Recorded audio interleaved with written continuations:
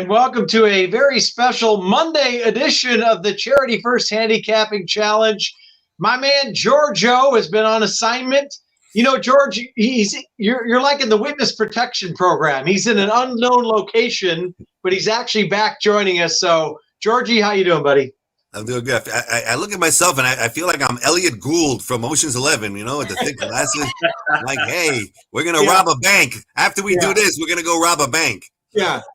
On assignment meant he was going to whack somebody, actually. No. So, first of all, I'd like to welcome in our man, Courtney J Portey. We heard the weather's a little horrible in Woodbine, Jay. How you doing, buddy? Man, oh man, it is brutal out there. I mean, I'm in the basement, and I can't even see outside right now. That's how much snow we got. Yeah, it's a ton, but hey, it's wintertime, right? To be expected. Happy Martin Luther King Day, guys. Happy New Year. Great to see you guys. And you guys canceled racing for this evening already? That's what you were saying? Yeah. It's just too much. So right now we're forecasting about 60 centimeters. I'm not going to do the math for you guys. We talk kilometers. You talk miles. We talk centimeters, you talk inches. Figure it out. It's a hell of a lot of snow. We're not racing. That's all I can tell you. I love it. And then we want to welcome in a newcomer to this show. He's an Eddie Logan fixture, big-time horse owner, one of the best handicappers we know. We call him Radar Rob, our man Rob Talstra. Rob, how you doing this morning, buddy? Awesome. It's a beautiful day here. I'm right across the street from Santa Anita right now at the La Meridian. Walk across the street, I'm there. I love it. It'll be a good day. Love the card today. Nice. That's awesome stuff. Porty, we did get surprisingly a little rain this morning in Southern California, but I think we're going to be safe and on the turf. So it stopped raining.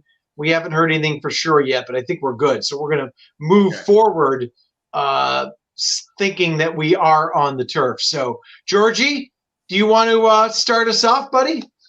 Sure, let's go, Jason. It was funny, man. I was on TVG, right? And Jason was on the Woodbine feed, and we were looking at each other because the only track I had to work with was Woodbine, and of course, you know, it's funny, we were like texting each other, but we're not talking to each other. You know, like I'm talking about him on TVG, he's talking about me at Woodbine, but we're not actually talking to each other. It was a lot of fun. I love it. Jason, you got $100 to win. Who are you going with? All right. Well, first of all, is the track fast for today? I know hopefully we're on the turf. What's the main track like? I don't have an update yet. Oh, geez. Okay. It said good when I last looked. Yeah, I would assume it will be fast and probably yielding maybe on the turf, something like, you know. I got the changes here. It says track is fast. Turf is firm, 2 scratches, the 7 in race 6 and the 6 in race 9. I like it. All right, perfect. Okay, so the 6 is out there. I knew that. I'm going to go to the last race for my win wager, guys. I'm going to try Clearly Gone. I see a ton of pace in this race. I mean, the potentially, I'm going to say will be the race favorite, the 7, Nice Ice for Pratt. I think that horse is going to have a ton of speed. There's stretch out speed from both the 4, a new piece, and the 5 trickle in. Maybe the 5 rates a bit, but Clearly Gone should get the ideal setup. And I love racing in a different part of California as well, talking about Golden Gate.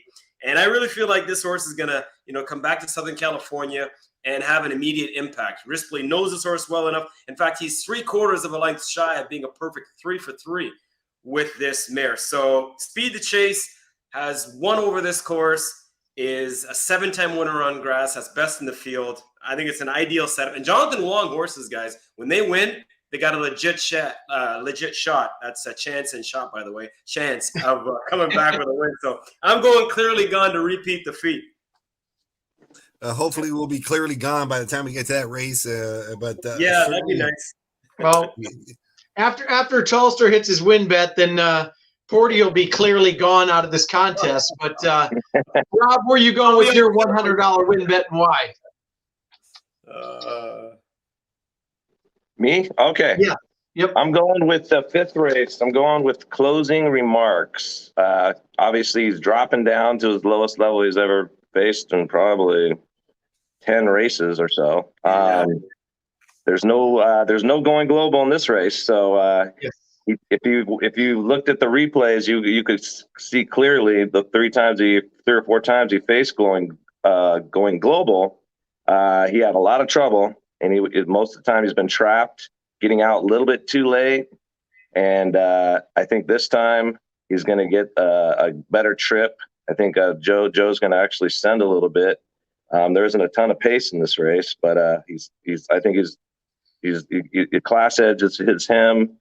And honestly, he just threw out his last race, and I mean, I'm keying this horse in all my bets, all my doubles and everything. So definitely 100 to win on the 3 closing marks for me. Okay, so 100 win on closing remarks. Like you said, no going global in here. Obviously, draw a line through the American Oaks, which was taken off the turf, and big time class relief today. So closing remarks, Georgie, 100 to win, and it doesn't matter if it's a little chalky or not. We're first of all, we're playing to win. Second of all, we're playing to make money for the Winners Foundation. So, Rob and I, real quick, Chappie, real quick. Are we going to need a tiebreaker today? I'm not. No, I don't think. No shot. Okay. I mean, we got 2 sharp handicappers. I don't think there's any. Fellas. All right, Jason, where are you going with your exacta?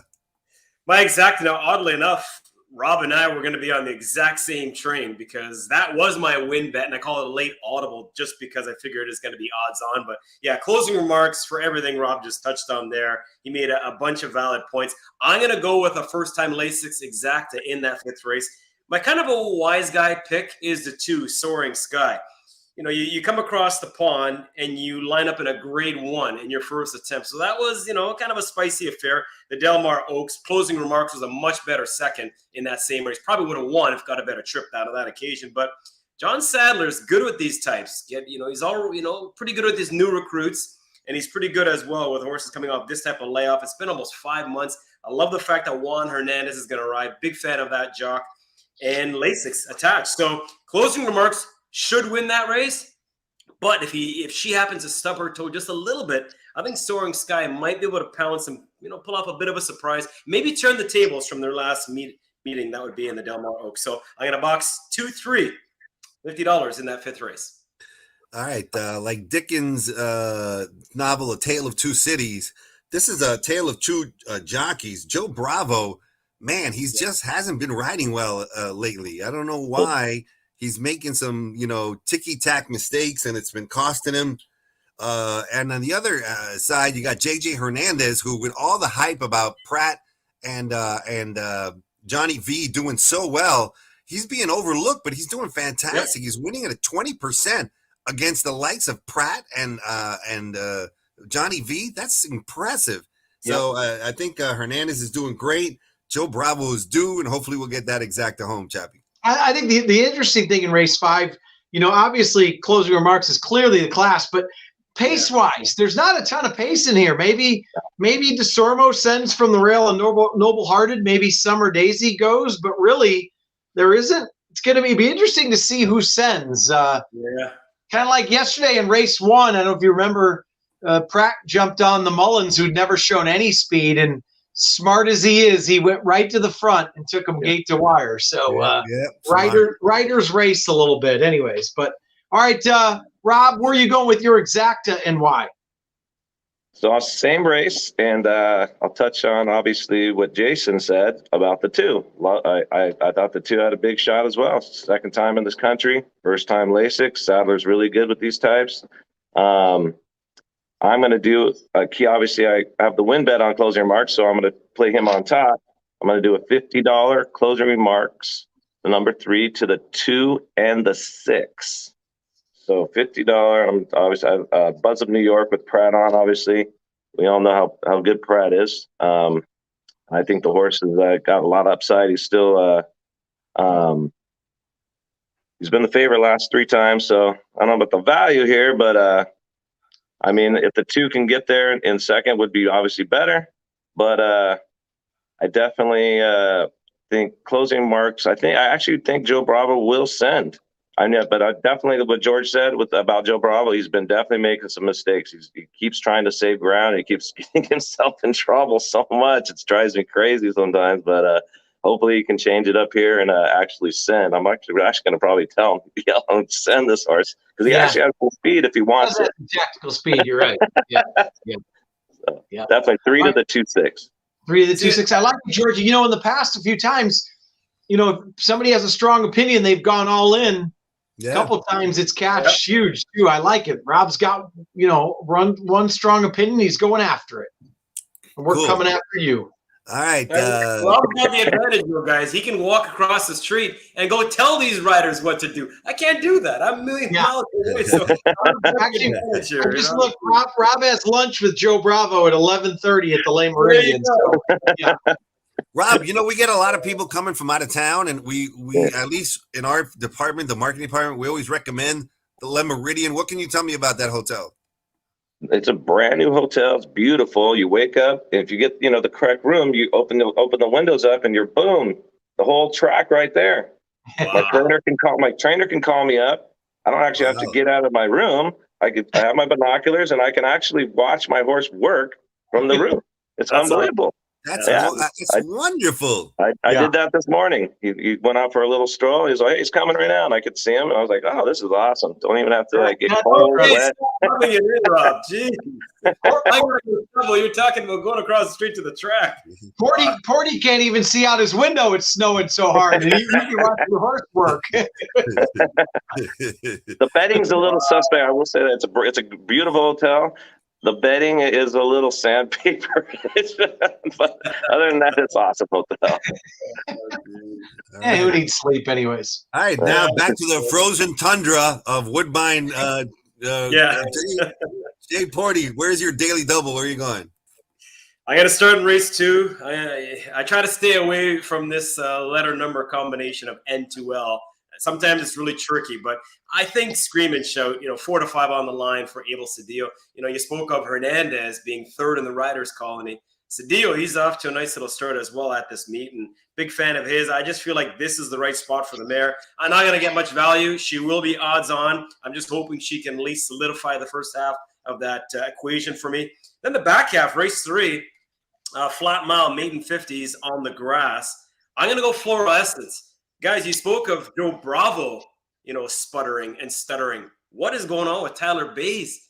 He's right there with Joe. He's 1 for 47 at this meet. He's 19th in the rider standing. So, man, he is ice cold, and maybe he can get it going here with this one. I think this 3-year-old, or actually 4-year-old filly out of the Jeff Mullins shed row is in a good spot. And Tyler Bays, man, you got to get going sometime. So hopefully it's here. So 1-2 double from races 2 and 3. 1-2. I like them both. It's funny. I was in Chappie's office, and I was telling Chappie the same thing. This guy, Tyler Bays, he's not winning. He can't win. So this next race coming up, I like his horse, but I'm going to throw him out. That's the only win he's had the whole time. The one time I throw him out. The good thing is that Jeff Mullins is his guy. Yeah. That's the one thing we do know. Yeah. I mean, so I actually like the 2 as well. I mean, I agree with Jason. I mean, if he can't get it here, I don't know when he ever will almost. But, I mean, I definitely agree with him on everything. Yeah, Tyler's been definitely cold, but hopefully he can get it here. I like that too as well. Interestingly enough, Mullins has won a couple the last couple of days with Pratt on board. And he's usually DVD or Tyler Bays all the way, Gonzalez occasionally. But I've noticed Pratt has jumped aboard a couple times, and Mullins is having a weekend. So. All right, it's double time for you, Rob. Where are you heading and why? So the same race 5. Obviously, I'm going to key closing remarks, and then the 6th race. I'm going surprising. 1 and 7. Old man Tony Locke on the 6. I know it's a shocker that I would actually like this horse, but I've actually hit. I'm a Los Al guy too as well, big time as Jeff knows. But I've hit Tony Locke on many long shots and bets. When he has a horse, he can win. And I did talk to this trainer, Joe Herrick, when he was at Los Al. I was there, and I was talking to him for quite a while, asking about his horse and why is he coming back off such a long layoff. And I know this trainer will never do that unless the horse is totally sound and totally good. As you know, Joe Herrick's the one that was involved in that fire and stuff. And he said he had a couple other horses who were involved in that as well. And he's a super nice guy, great horseman. Just doesn't have a lot of horses, but he also told me how good this horse worked afterwards. Is you notice he's got a minute breeze, and you don't ever see that at San Luis Rey. You don't ever see breezes. You don't ever see breezes anywhere. Yeah. Do you guys have any bees there in your clockers room, or are they all H's? I've never seen a bee. Never seen him. No, he told me the horse worked great. When I saw that, I was like, okay. And that he needed the race, and he's got a perfect post. And so I'm going to take a shot. I figure he's going to be like 20, 25 to 1. You probably see about 3-5 breezes a year, right? 5 breezes a year, exactly. Right? So what is everybody sending all these horses in the morning? I don't get it. They just don't use that terminology here. I don't know. Oh, okay. It's so $50 double, 3 with 1 7. 3 with 1 7. I'm definitely using Black Storm. It's out of Georgie, the same race. that horse was in, right? That I didn't catch your scratches, George. Yeah, he's in. He's in. Yeah. Okay. Are you guys thinking of the filly last time out? She must have bled. Closing remarks, because she gets on the Lasix. I know it was on dirt, but she's been on dirt before and was much better than that. So I'm guessing she must have bled in that last race. Yes, I think she did. I'm almost positive she did. Yeah, that was awful. It was it's so bad that you just have to like throw it off. Exactly. Yeah. That makes sense. Yeah, makes sense. All right, so we got. Do we know what race we're doing the tiebreaker in? Do we figure that out? Oh, is it race 4? That's what producer Tyler putting. All right, let me go to the Wheel of Doom. I'm down. Hold on, Rob. So whoever gets this, we do a tiebreaker with from the Wheel of Doom here. So now, hey, all right. So Rob, in case we're tied, we do a tiebreaker. You pick a horse, he picks a horse. Whoever finishes in front of the other moves on to the next round. We're not going to need it today. This is just a precautionary. But who do you got in race 4? Race 4, actually, I have the 6-7 circled. I almost was going to do a double with those two, but I'll definitely go with the 7 Dutch Bus. Second time starter, gets off the rail. He actually closed pretty decently last time into the common race on the 31st of December, and then now they're going 6.5, a little bit longer. And I like the way he finished up last time under pretty much very little urging, and in such a weak race here, anything kind of goes. But I figured Dutch Bus would probably be 5, 6, 7 to 1, so I'll go with Dutch Bus. All right, well. Porty will feel like he got hit by a bus after you hit that remarks, but who's your tiebreaker horse? I'm gonna just ride Rob's coattails here because he said 6-7. I'm gonna go Viraggio. I'm going Tyler Bays. Who needs TB12? I got TB1. He's got 1 win. Tyler Bays. I'm gonna go with Viraggio. And for Tyler Bays, we got to get going here. I'll go with the 6. We got Pratt and Johnny V winning like 50% of the races. Our handicappers have Ramirez, Tony Locke, Cabrera, Tyler Bays, Joe Bravo. Let's key that tiebreaker. Just, put a note next to that tiebreaker today. Wow. Here.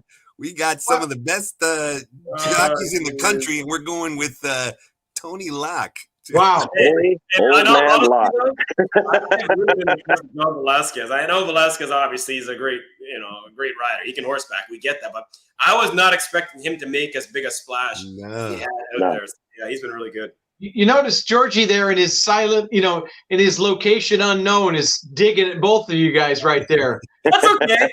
You can handle the tough love, right, Rob? We got this. When you got Baffert on your side, you're probably going to do all right. Yeah, right. Yeah, that's more of indication on an indication that Baffert's doing great. And Johnny V is obviously a great rider, but some of those horses could have been ridden by Exactly. I think George is named on a maiden next week. I was named on him, but I got George, remember, just tap your boot with the stick if you like your chances in the post parade, so I know. Yeah. All right, boys, listen, we appreciate it. Georgie, hopefully you'll get back to the unknown location safely. Rob, I'll see you later today. Porty, get home safe. Put the chains on the wheels so you can make it home. And I'm in the basement, so I'm going to go shovel. Oh, good. All right, yeah. I used to do that when I grew up in the Midwest. I don't miss it. There you go. All right, gentlemen, we appreciate it. Let's win some money for the Winners Foundation. Good luck, and we'll talk to you soon. All right, guys, appreciate it. Have a great